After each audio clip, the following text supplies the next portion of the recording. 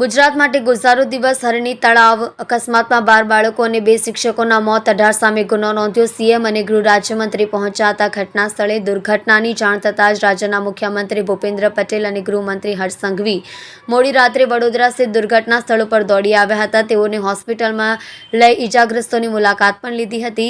વડોદરામાં બનેલી ગોઝારી ઘટનાથી સમગ્ર ગુજરાત શોકમાં છે। બોટ દુર્ઘટનામાં અત્યાર સુધીમાં 12 બાળકો અને 2 શિક્ષકોના મોત થયા છે, જ્યારે બીજા બચાવ થયેલા બાળકોની સારવાર ચાલી રહી છે। આ મામલે દોષિતો પર પગલાં લેતા પ્રશાસને 18 વ્યક્તિઓ સામે ગુનો નોંધ્યો છે। મોડી રાત્રે રાજ્યના મુખ્યમંત્રી અને ગૃહમંત્રી હર્ષ ઘટના સ્થળે નિરીક્ષણ માટે પહોંચ્યા હતા। મળતી માહિતી પ્રમાણે હરણી બોટ દુર્ઘટનામાં મૃતકનો આંકડો 14 સુધી પહોંચ્યો છે, જેમાં 12 બાળકો અને 2 શિક્ષકોના મોત થયા છે।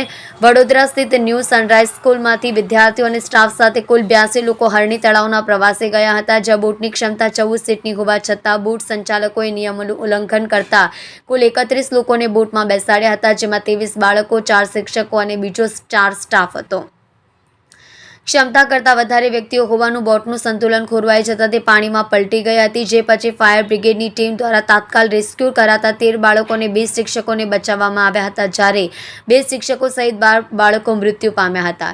દુર્ઘટનાની જાણ થતાં જ રાજ્યના મુખ્યમંત્રી ભૂપેન્દ્ર પટેલ અને ગૃહમંત્રી હર્ષ સંઘવી મોડી રાત્રે વડોદરા સ્થિત દુર્ઘટના સ્થળ ઉપર દોડી આવ્યા હતા। તેઓએ હોસ્પિટલમાં જઈ ઇજાગ્રસ્તોની મુલાકાત પણ લીધી હતી। રાજ્ય સરકારે તત્કાલ જિલ્લા મેજિસ્ટ્રેટને દુર્ઘટનાની તપાસના આદેશ આપ્યા હતા। ગૃહમંત્રી હર્ષ સંઘવીએ એક પ્રેસ કોન્ફરન્સ કરી હતી, જેમાં ઘટના અને દોષિતો પર કાર્યવાહીની માહિતી આપી હતી। જુઓ રાજેશ મંગલી સાથે સુરત એક્સપ્રેસ ન્યૂઝ ચેનલ। બિલકુલ બહુ દુઃખદ ઘટના છે। નાના બાળકો સ્કૂલના સનરાઈઝ સ્કૂલના છે એવી મને જાણ થઈ છે। હું હમણાં જ આવી છું અને લગભગ 22-23 છોકરાઓ અંદર બોટમાં બેઠા હતા અને આ દુર્ઘટના ઘટી છે અને કેટલા એમાંથી આપણે બચાવી શકીએ છીએ એનો પણ આંકડો હાલમાં મને ખબર નથી। પરિસ્થિતિ હમણાં અધિકારીથી જાણ્યા પછી ખબર પડશે। હમણાં તો એસએસજી હોસ્પિટલમાં જઈને શું પરિસ્થિતિ છે એ જાણવાના પ્રયાસ કરીશું। કેટલી ગંભીર વાત માનો છો? ખૂબ ગંભીર વાત છે, કેમ કે જ્યારે આવી રીતે કોઈ જોયરાઇડ હોય કે આવી રીતે કંઈક ફન એરિયા હોતો હોય છે, ફન એરેના હોતો હોય છે, ત્યારે જવાબદારી હોતી હોય છે કે જ્યારે બાળકો આવે તો એની વિશિષ્ટ એની બોટની પરિસ્થિતિ કે ચલાવવાવાળાનું કે કેટલી સંખ્યા બેઠી છે એ બધાની તપાસ થશે। આ વિશે આખો તપાસનો છે, બરાબર। એટલે આ પછી જ ખ્યાલ આવશે શું ઘટનાને કેવી રીતે ઘટના બની, એનું શું કારણ હતું, એ બધું તપાસ કરવામાં આવશે અને પછી જ આપણે એ વાત કરીશું। દુઃખદ વાત છે, લાગે છે કે થોડી નેગ્લિજન્સી હોઈ શકે છે। મેં એ જ કીધું, તપાસનો વિષય છે કે બાળકો અને ટીચરની સાથે હજુ મારે વાત કરવાની બાકી છે કે ખરેખર કેટલા લોકો બેઠા હતા અને શું હતું એ બધું મારે હજુ જાણવાનું બાકી છે। આનાથી ખરાબ દુર્ઘટના ના હોઈ શકે। ઇનફેક્ટ હું તો દુર્ઘટના નહીં કહું, આને માનવવત કહીશ, કારણ કે સેફટી સાથે ટોટલી ચેડા કરવામાં આવ્યા છે।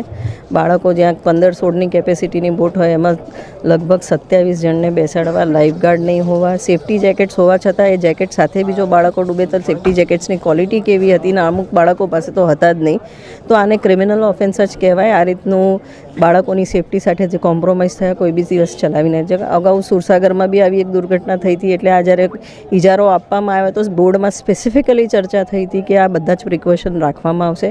તેમ છતાં આ નેગ્લિજન્સ કમાવા માટે થઈ છે, તો ચોક્કસ આના અમારી વિપક્ષ તરીકે ડિમાન્ડ છે કે આને ક્રિમિનલ ઓફેન્સ ગણવો અને માનવવધનો ગુનો દાખલ કરીને ઇન્ક્વાયરી થાય અને જે બી જવાબદાર છે અધિકારીઓ, ઇજારદારો, એ તમામ પર એક્શન્સ લેવાવા જોઈએ।